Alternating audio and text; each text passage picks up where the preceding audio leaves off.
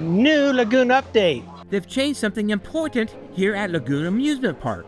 A fantastic change for the new social clubs. Notice they scraped off no re-entry on the entrance right here. Going to the Flirty Birdie and the Carousel Club, you can re-enter.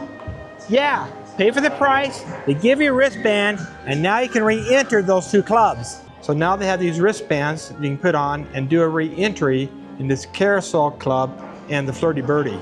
Did Lagoon listen to me when I did my review on the new social clubs? I think they did.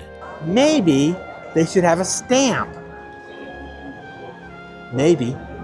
Honestly, this is a huge improvement. It makes these social clubs feel more like a place to relax between rides instead of somewhere you locked into once you entered.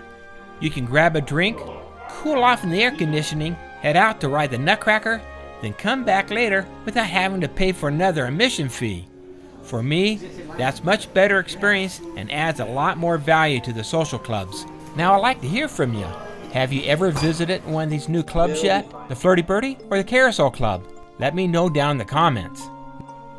But for more videos, don't forget to hit that like button, subscribe, and join the Rambling Crew for more park theme adventures, cruise reviews, travel tips, and everything in between.